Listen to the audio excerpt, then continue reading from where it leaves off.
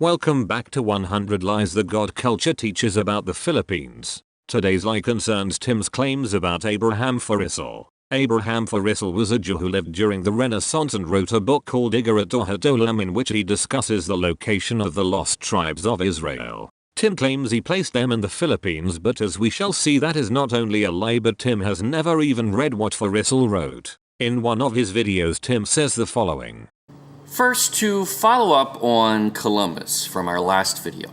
We said Columbus in his margin notes and journal had initially found in his research the location of Ophir, Tarshish, the Garden of Eden, and some of the lost tribes of Israel, all in the Philippines, in fact.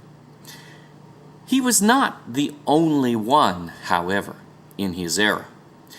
Now, this original writing is lost to history, but preserved in an 1846 book by Reverend Thomas Stackhouse.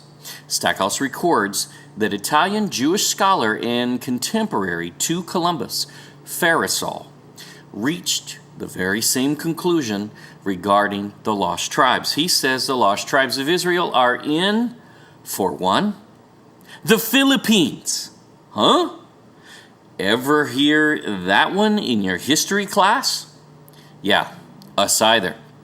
Gee, these Italian Jews were searching hard for the lost tribes in the Philippines. This same claim is also in Tim's book The Search for King Solomon's Treasure. Take note that Tim is not citing Abraham Farissol but a Reverend Thomas Stackhouse. Stackhouse does not even cite Farissol but gives a summation of what he claims Farissol wrote. Does Farissol locate the desert of Chaba on the Indian Sea? No, he does not. He says it is in Asia Major. This is all laid out in chapter 14 of Farissol's book Iggeret Orhot Olam, of which I have found an English translation. It was published in 3 parts over the course of 3 issues of the Occident and Jewish American Advocate in 1849. In this chapter, Farissol relates the visit of a member of the lost tribes to Rome. He came to Rome from the desert of Chaba by way of Arabia Felix, which is Yemen, Egypt, and then Israel. He locates 2 of the tribes in this desert and the other 10 near Mecca and Jeddah. That is nowhere near the Philippines.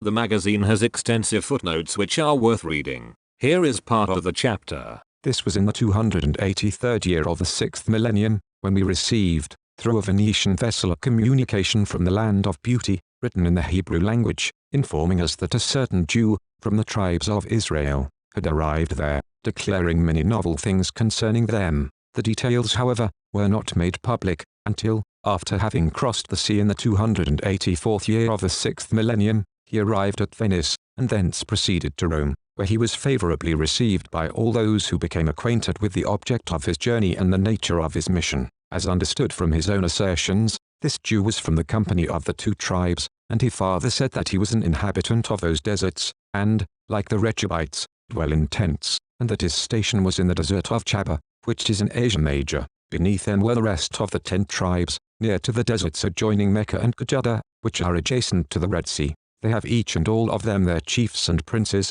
and the people are as the sand of the seashore for numbers. They raise spices, pepper in particular, as also medical drugs, and, indeed, they possess many excellent things, as we shall show hereafter. Living between these 2 sections of the Jewish people, however, there is a strong and mighty people who are followers of Mahomet. These, with their numerous kings, render a communication among the Jews exceedingly dangerous, and they will not permit one party to approach the other. Many years had they been thus widely separated, endeavoring to approach each other, but finding it impossible to do so, when they were apprised of the arrival of some Christian ships of very large and mighty proportions, they also heard, and, indeed, saw, that the Christians had in their hands certain hollow metal instruments of war designed to throw stones by means of fire, and which could destroy any fortress or village. Whereupon, the Jews of Mount Chaba, according to his statement, determined upon sending him to the great king of all the Christians, with the credentials then in his possession, as before stated, in order to authenticate his assertions. These credentials were confirmed by the King of Portugal, who then navigated the regions of the Hodeim, or Indies, and who knew of the existence of a Jewish community there. He also wrote to the Pope, whose glory be exalted, that the above-mentioned Jew was worthy of credit, as were also his declarations. But be this Jew what he may, and be his words true or false, it is sufficient for us, in our captivity and in our dispersions, to know that the existence of the 10 tribes was acknowledged by kings, by princes, and by many influential persons in Rome, that Ephraim existed, even then, a numerous people with their rulers, be this Jew, who came to us, who and what he may. Since the existence of these Israelites and their kings has been thus acknowledged, we may be permitted to state that this Jew came by the way and in the manner following. From the desert of Chaba he journeyed with a caravan, which is the usual mode of traveling in these places. This was heard from his own lips and so recorded.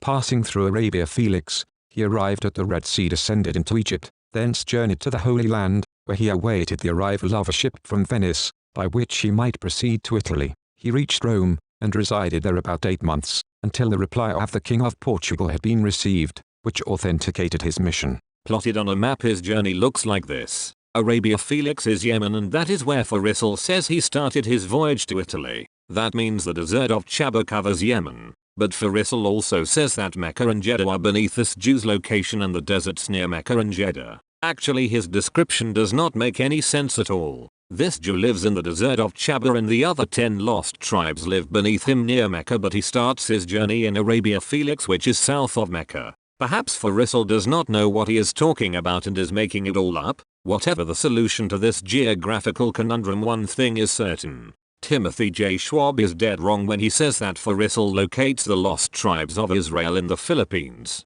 If he was a real researcher, he would have read Farissol's own words which relay this fact. But because he is a fraud, he has relied on the words of someone else.